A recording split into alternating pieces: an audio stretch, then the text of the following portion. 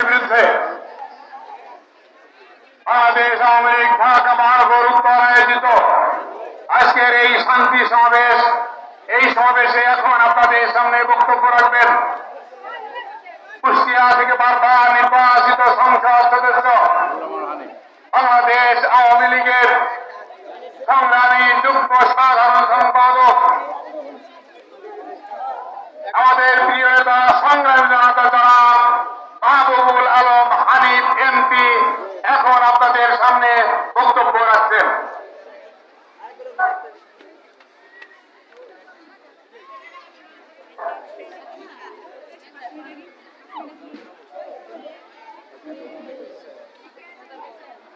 বাংলাদেশ আওয়ামী লীগ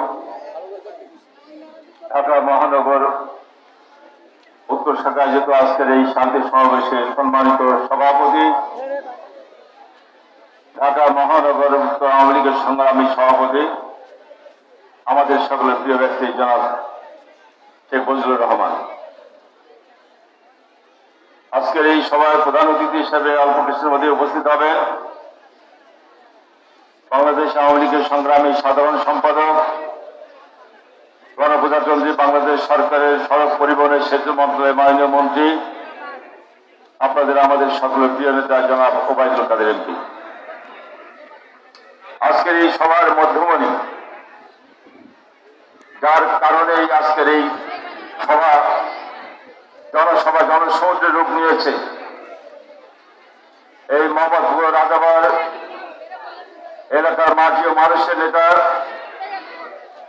বাংলাদেশ আওয়ামী লীগের সংগ্রামী সভাপতি মন্ডলীর অন্যতম সদস্য, বাংলাদেশ আওয়ামী যুবলীগের সাবেক চেয়ারম্যান, বাংলাদেশ ছাত্রলীগের সাবেক সাধারণ সম্পাদক, গণপ্রজাতন্ত্রী বাংলাদেশ সরকারের পাট ও বস্ত্র মন্ত্রণালয়ের মাননীয় মন্ত্রী, এই এলাকা থেকে নির্বাচিত সংসদ সদস্য জনাব জাহাঙ্গীর কবির নারক এমপি, বিশেষ উদ্দেশ্যে বক্তব্য রাখবেন বাংলাদেশ আওয়ামী লীগের সভাপতি মন্ডলীর অন্যতম সদস্য অ্যাডভোকেট কামরুল ইসলাম, বিশেষ উদ্দেশ্যে বক্তব্য রাখবেন বাংলাদেশ আওয়ামী লীগের সভাপতি মন্ডলীর অন্যতম সদস্য, বাংলাদেশ ছাত্রলীগের সাবেক সাধারণ সম্পাদক, গণপ্রজাতন্ত্রী বাংলাদেশ সরকারের মৎস্য প্রাণী সম্পদ মন্ত্রণালয়ের মাননীয় মন্ত্রী জনাব আব্দুর রহমান সহ বাংলাদেশ আওয়ামী লীগের কেন্দ্রীয় নেতৃবৃন্দ, ঢাকা মহানগর উত্তর আওয়ামী লীগের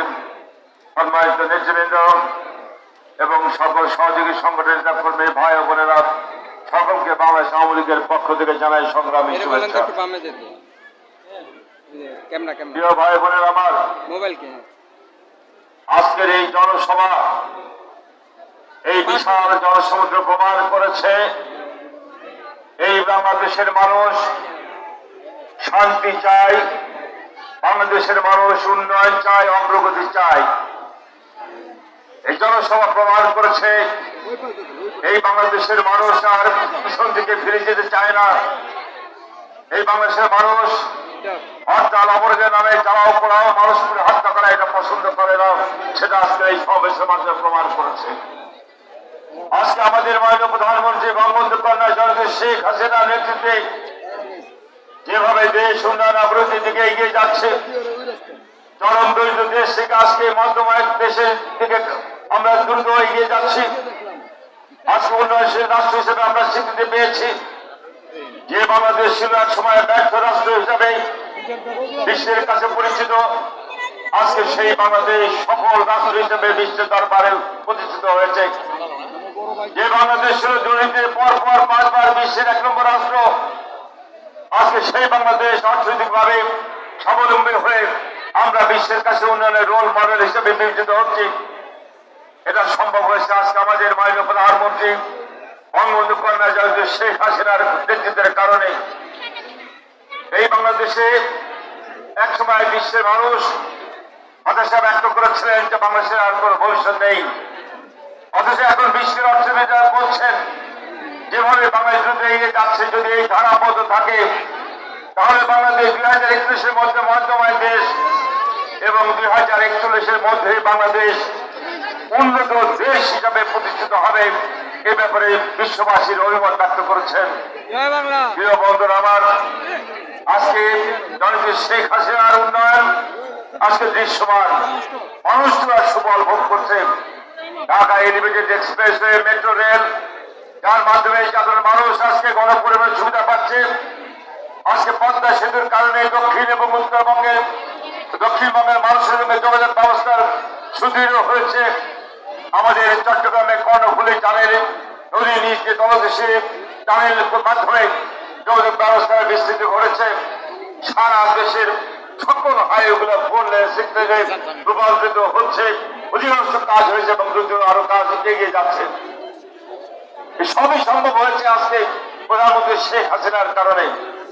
আজকে যখন দেশ দ্রুত উন্নয়নের দিকে এগিয়ে যাচ্ছে, ঠিক সেই সময় আমরা লক্ষ্য করি আবারও সেই 71 পর শক্তি জামাত এবং তাদের দোসর বিএনপি তারা আবারও ষড়যন্ত্রে লিপ্ত হয়েছে। তারা নতুন করে আন্দোলন করতে চায়। আমরা জিজ্ঞাসা, কিসের আন্দোলন আপনারা করতে চান? কি বক্তব্য আপনাদের? কি চান আপনারা? দেশবাসী জানতে চাই আপনাদের আন্দোলনের কি হেতুটা কি? আপনারা এর আগে বলেছিলেন যে এই সরকারের পরিবর্তন আপনারা চান। সরকারের পরিবর্তন করতে হলে নির্বাচনের মাধ্যমে পরিবর্তন সম্ভব। নির্বাচন ছাড়া কখনো কোন সরকার গঠন হয় না, বৈধভাবে হয় না। আর একটি আসে অগণতান্ত্রিক পন্থায় সরকার করা, যেটা তাদের এই বিএনপি জামাতের প্রভু পাকিস্তানের সেই দেশে ওইটা প্রচলিত আছে। এই বাংলাদেশের জনগণ কখনো অগণতান্ত্রিক পন্থায় এদেশে সরকার দেখতে চায় না। বিএনপি নির্বাচনে অংশ নেয় না। ওনারা মুখে বলেন গণতন্ত্রের কথা, গণতন্ত্রের দাবি নিয়ে নাকি আন্দোলন করছেন। গণতন্ত্রের একটা বড় অংশ হচ্ছে নির্বাচন। স্থানীয় নির্বাচনের মাধ্যমে যেমন স্থানীয় সরকারকে শক্তিশালী করা যায়, জনপ্রতিনিধি নির্বাচিত করে স্থানীয় পর্যায়ে জনগণের ভাগ্য পরিবর্তনের কাজ করা যায়, ঠিক তেমনি জাতীয় সংসদ নির্বাচনের মাধ্যমে নতুন নির্বাচিত সরকার গঠন করা যায়। এর বাইরে তো আর কোনো পথ খোলা নেই। তাহলে আপনারা আন্দোলন করেন, নির্বাচন আসলে নির্বাচন করেন না। তাহলে আপনাদের আন্দোলনের হেতুটা কি? এটাই আজকে জনগণের কাছে বড় প্রশ্ন হয়ে দেখা দিয়েছে। এর মধ্যে দিয়ে পরিষ্কার হয়ে যায় বিএনপির আন্দোলন, বিএনপির এই রাজনৈতিক কর্মসূচি এটা কোনো গণতন্ত্রের জন্য নয়। বিএনপির এই কর্মসূচি এই দেশের উন্নয়নের জন্য নয়। তাদের সমস্ত কর্মসূচির পিছনেই হচ্ছে ষড়যন্ত্র আছে। অগণতান্ত্রিক পন্থায় ক্ষমতা দখল করার একটা গভীর ষড়যন্ত্র ছাড়া আর কিছুই নয়। এই দলটির প্রতিষ্ঠাতা জিয়াউর রহমান, যিনি পাকিস্তানের হাইস্টার এজেন্ট হিসেবে কাজ করেছেন 71 সালে, তার বহু প্রমাণ উনি নিজে রেখে গিয়েছেন। সেই জিয়ার নেতৃত্বে 1975 সালে 15 আগস্ট জাতির পিতাকে হত্যার মধ্যে দিয়ে এই দেশে যে অগণতান্ত্রিক সরকার গঠনের প্রক্রিয়া শুরু হয়েছিল, সে আইসের নেতৃত্বে এখনো তারা সেই স্বপ্ন দেখে। এখনো তারা মনে করে যে ওইভাবেই বোধহয় সামরিক বাহিনীর সহায়তা করে সরকার গঠন করা যাবে। আমরা আজকে সমাজ থেকে পরিষ্কার ভাবে জানিয়ে দিতে চাই, যারা এখনো স্বপ্ন দেখেন, যারা ষড়যন্ত্র করছেন, বিদেশি প্রভুর সহায়তায় ভাবছেন সরকার পতন করে নতুন কোন অসামরিক সরকার গঠন করা যাবে, আপনাদের এই স্বপ্ন দুঃস্বপ্ন হয়ে যাবে, বিবেচনা থাকবে। এই বাংলার জনগণ এই বাংলাদেশে আর কখনো অবৈধ পন্থায় সরকার গঠন করার কাউকে সুযোগ দেবে না। যারাই ষড়যন্ত্র করছে তাদেরকে অতীতে যেমন রাজপথে শিক্ষা দিয়েছে, এদেশের জনগণ প্রত্যাখ্যান করেছে, ভবিষ্যতেও যদি এই সরকারের উন্নয়ন অগ্রগতিকে ব্যাহত করে কোন অশুভ চক্রান্তে লিপ্ত হয়, তাহলে জনগণ আবারও সেই চক্রকে প্রতিহত করেই এদেশের গণতন্ত্রের ধারা অব্যাহত রাখবে। আওয়ামী লীগের নেতৃত্বে যদি শেখ হাসিনার নেতৃত্বে।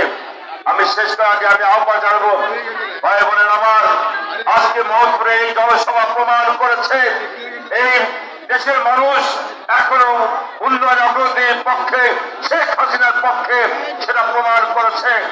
এইভাবে সারা দেশের মানুষ যদি ঐক্যবদ্ধ হন, ঐক্যবদ্ধ থাকেন, তাহলে বিএনপি জামাত সহ যে সমস্ত চক্র এই পশ্চিমা শক্তি সহ অশুভ চক্রান্তে লিপ্ত আছেন, তাদের এই অশুভ চক্রান্ত কখনো কোনোদিন বাস্তবায়ন হবে না।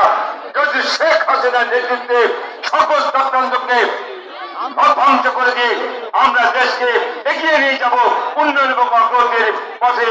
যে স্বপ্ন বঙ্গবন্ধু দেখছিলেন সেই স্বপ্নের বাংলাদেশ গড়ার লক্ষ্য নিয়ে আসুন আজকে আমাদের সকলের এটাই হোক অঙ্গীকার, আমরা সকল শক্তিকে রুখে দিয়ে যদি শেখ হাসিনার নেতৃত্বে আমরা বাংলাদেশকে এগিয়ে নিয়ে যাব উন্নয়ন অগ্রগতির ধারায়, সেটাই হোক আমাদের কাম্য। জয় বাংলা, জয় বঙ্গবন্ধু।